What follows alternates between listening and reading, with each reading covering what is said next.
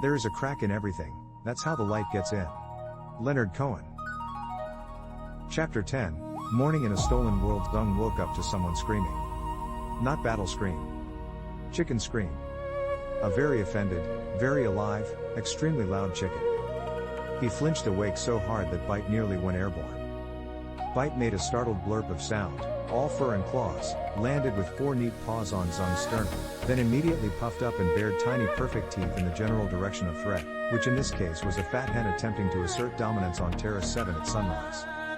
Zeng squinted. Light filtered into the space in weak strips through gaps in the tarps, that tired early kind of light before the sun actually commenced. The lantern strung along the nearest cable now burned low and warm, gutter orange, instead of the violet white that had pulsed in the night. He was stiff. His back hurt. His head felt like he'd lain it on a humming engine overnight, a low persistent vibration under his skull where the tether lived. Also, he was warm. That didn't register at first. Then it did. He looked down. The tiny one was still asleep across his stomach, mouth slightly open, making those slow, soft breaths little kids make when they finally crash so hard even nightmares can't reach them. One of their little hands was still clutching his robe. The ash script mark around his wrist had faint gray smudges on it where their fingers had rubbed against it in sleep, like charcoal fingerprints. To his left, Yun. Still half upright, somehow, still guarding him even in sleep. Her body had surrendered in increments. At some point she had slumped farther sideways, shoulders bowed, cheek resting against the tarp post. Her hand, which had been gripping his shoulder like a lifeline, had eased. Not released, but softened. Now it just lay there, palm warm against his chest over his heart. Her breaths were slow and regular, threading in and out of his. Her hair, gods. Her hair was everywhere. She slept like a battlefield medic, posture set to wake swinging, but her hair slept like a person. Loose, soft, a little frizzy, falling forward in a dark wave that brushed his jaw. To his right, angled in a casual lean like he'd been born watching other people sleep with one eye open, Han Fei. Han hadn't actually slept, Zeng realized. He dozed, but you don't sleep like that unless you've had practice not trusting you'll wake up in the same place you went under. He sat cross-legged, boots still on, back against a support beam, head tipped forward just enough to rest his chin on his chest. One hand lay on the hilt of his sword, fingers loose but resting there, ready. The other hand was thrown backward awkwardly and caught in the rope netting, like he'd meant to just lean for a moment and then never quite pulled it back in. Madame Shen was already up. Of course Madame Shen was already up. Zeng could hear her voice before he saw her, low and sharp and alive. "You are not washing the pot with market water, Liao," she snapped from somewhere to the left. "That water is ration. Use the trickle bucket." "Yes, it tastes like rust." "Rust won't kill you. The quartermaster will. Learn the hierarchy of threats." "Is that soup?" came a second voice, groggy and reverent. "You'll get soup when Healer Qian says you can swallow without choking and dying," Shen fired back. "If you choke and die I'll have to explain to her how I let you choke and die and I don't want that conversation this early." Zeng smiled before his brain had fully caught up. "We made it," something in him whispered, raw and stunned and almost fragile. "We're still here." Then his body tried to sit up and remembered that everything hurt. Ah, the sound left him before he could swallow it. Yun's eyes snapped open instantly. She didn't startle. She didn't even gasp awake like most people do when they're jerked out of sleep by someone else's noise. She went from asleep to focused, aware, already assessing threat in a single switch flip. Her hand pressed a little firmer to his chest, steadying him. "Don't," she said, voice low and fuzzy with sleep but already bossy. He relaxed back against the thin padding, wincing. "Good morning to you too," he whispered. Her eyes focused more fully, found his, and softened in a way that felt, embarrassingly, like getting hit with sunlight in his ribs. "You're awake," she breathed. It came out so quietly he wasn't sure anyone else would have even heard it. Not triumph. Not scolding. Relief. Naked relief. He swallowed. "Yeah," he said softly. "Still here." Her mouth tugged, just a little. "Good." Han stirred. "Are we alive?" he mumbled, not opening his eyes. "No, thanks to you," Yun muttered. "That's a yes," Han said sleepily. Bite, satisfied that no immediate threats required rulings by violence, stopped puffing and resumed curl mode. He flopped his chin back onto Zeng's sternum, let out a long smug huff directly into Zeng's face, and closed his eyes like, "Peace has been restored, you may resume petting."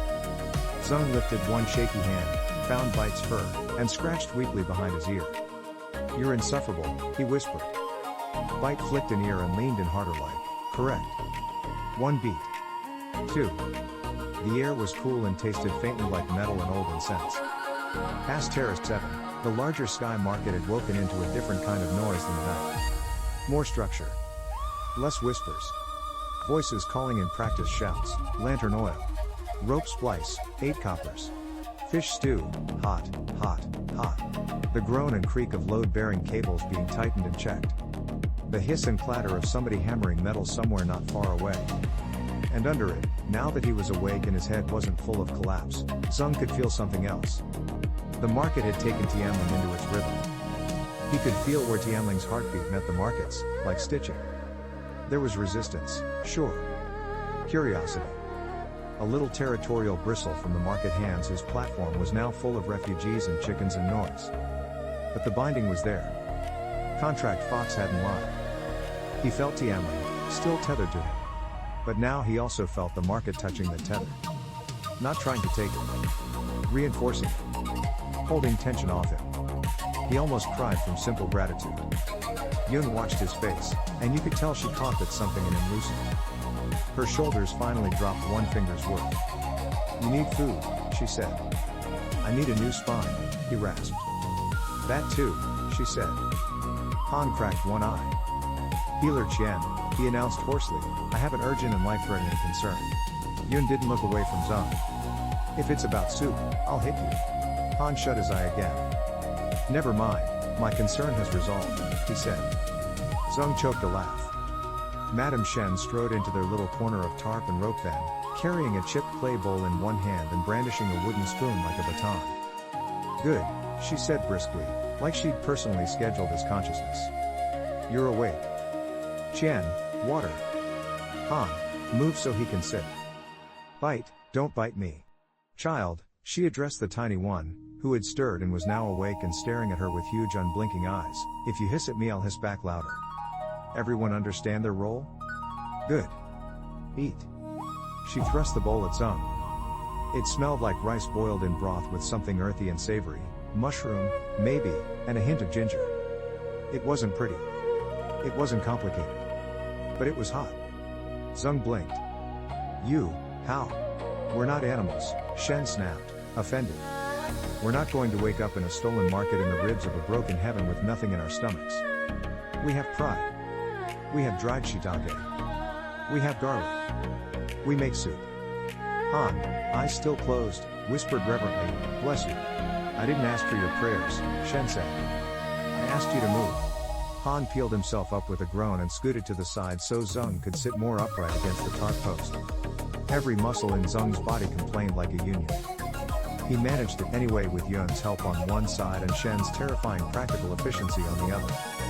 The little one, the tiny one, had shifted with him automatically. They just went where he went. Still no words. Still no expression. Still one hand curled in his robe like they were anchoring themselves to him with a pinky. Their eyes tracked Madame Shen like she was a potential predator. Madame Shen bared her teeth at them. The tiny one bared their teeth back. Shen's mouth twitched, just a centimeter. Approval. She nudged the bowl closer to Zeng. "Eat," she said. "Is this?" Zeng croaked, throat dry. "Soup," Shen said. "No, I mean, do I get to ask?" "No," Shen said. "Eat." He ate. The first spoonful hit like a soft fist in his stomach. Warm. Salty. Mushrooms that had soaked long enough to go meaty in texture. A lingering heat of ginger. Oil slicked the surface, sesame, or something like it, and carried flavor to his tongue in a way his body had apparently been begging for all night without telling him. He inhaled a small, broken sound. Yun's shoulders dropped half an inch more. Han sighed like he'd just watched the deity descend and confirm his belief system. Madame Shen watched Zeng take 2 slow spoonfuls, judged him marginally less likely to topple over and die, then nodded once, satisfied, like she considered this proof she had personally wrestled fate and won. Then, without looking, she extended the spoon handle backward. Someone behind her tried to take the whole bowl.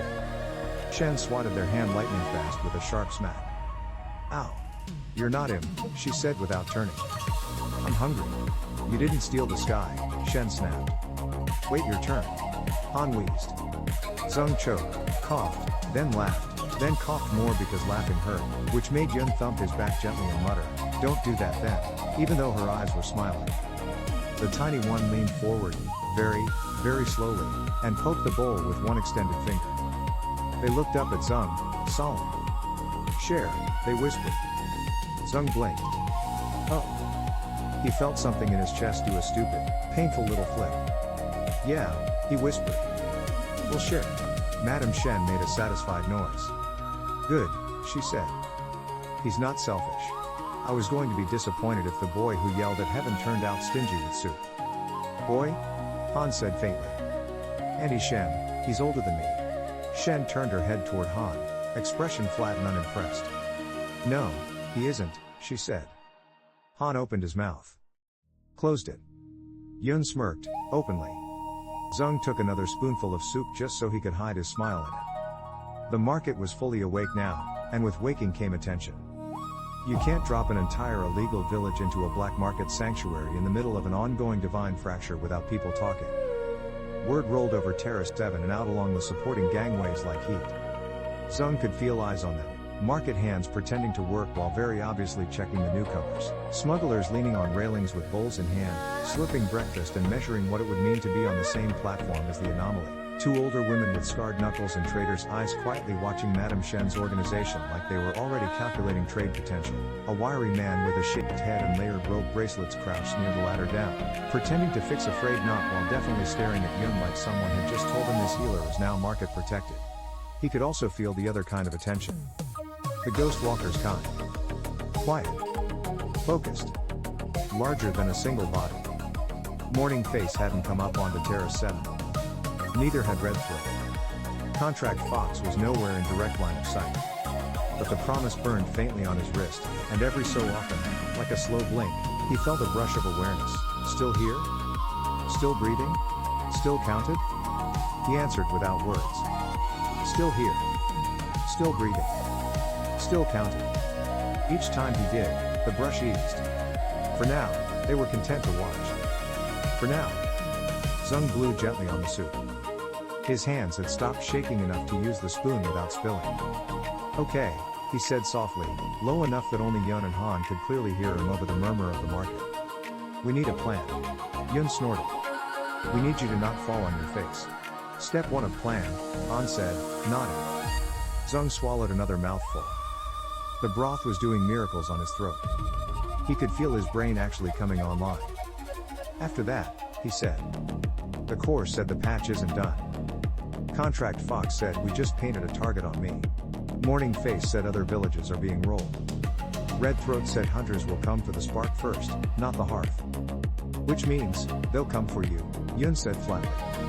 Zeng nodded. And anyone touching me. Han winced. That's us. Yeah, Zeng said. Congrats, team, we're popular. Yun's jaw set. Let them, she muttered. Han reached up and rubbed a thumb along his jaw thoughtfully. I can make us hard to follow once we're moving, he said. But staying? Sitting? That's where we're soft. They love soft targets. And we don't sit long, Zeng said quietly. Yun's head snapped toward him. Absolutely not, she said. We just walked an unregistered village through divine rollback and across an unfinished scene in the middle of the night, Zeng said. We can't keep Tianling lashed to an outer terrace. This place can't hide them forever. We have to get them anchored, and then what? Yun demanded. Her voice had gone sharp now, but under the sharp was fear. Not for herself. For them. For him. Then you run off again? Alone? No. He swallowed. Not alone. She narrowed her eyes immediately. Define not alone. Han lifted both hands. I'm insulted you didn't assume I'd be there, he said. Yun cut him a look. You'll be there even if someone throws you off a platform and nails you to a barge, she said. You don't count. I feel so seen, Han said dryly. I mean it, Zeng said softly. Not alone. Yun held his gaze. She was daring him to lie to her. He didn't. Yun, he said quietly. More villages are going to be Tianling. Her throat worked. He went on, voice low, careful. More people are going to wake up to a sky full of seams and white hands telling them there was never a fire. More kids are going to end up in tarp stacks wearing placeholder clothes because someone scrubbed their names out of the ledger and then lost track of the bodies. I can't, he swallowed. I can't not go. Her eyes shone. I know, she whispered. He blinked. He hadn't expected that. I know, she said again, stronger. You think I don't see you? You think I don't know what you are? He opened his mouth. No sound came out. He ran into a dead place to pull a whole village back by the throat, she said softly. He yelled at heaven. He dragged us across a world that wasn't built. He walked into the sky market and made ghosts make oaths. You are not going to sit quietly under a tarp and peel mushrooms. He swallowed hard. Yun, I hate it, she hissed, low. But I know. He exhaled, shaky. Her jaw clenched. So we plan so you don't die, she said. Han clinked his thumbnail against his teeth thoughtfully. I like that plan, he said. That plan supports my brand. Zeng huffed. Yun looked between them, already flipping into problem-solving mode because that's how she kept herself from shaking apart. Fine, she said. Here's what we're doing today. She said it like a decision, not a question, and Zeng, who, 24 hours ago, would have resented that on instinct, just nodded. Yun held up a hand and ticked off on her fingers. 1, she said. We get Tianling tied down. Properly. Not just rope. Memory. We make this place remember us. Madame Shen, overhearing that like her name had been chanted in ritual by accident, cut in without missing a beat. Already on it, she called from across the terrace. Shen. When you're done feeding your fool, I need 10 names from each household and 3 stories. Oldest first. We're carving. Carving? Han said, pricking up. Shen lifted something in her offhand. It was a splintered market plank and her boning knife. Wall of names, she said. Before the patch decides we never had them. Han actually placed a hand over his heart. Marry me, he breathed. No, Shen said flatly. You talk too much. Yun's mouth twitched. Good, she said. That's step 1. Step 2, she went on, turning back to Zeng and Han, is you go see the archivist. Zeng nodded. Contract Fox said the same. Who's the archivist? Yun asked. Han whistled softly. The market's memory, he said. The person who keeps track of everything Heaven tried to say didn't happen. Also the person who decides who gets access to the market's inner maps and which gangs they're allowed to piss off. Also my boss, depending who's asking. You don't have a boss, Yun said. Han grinned. Exactly, he said. Yun ignored it.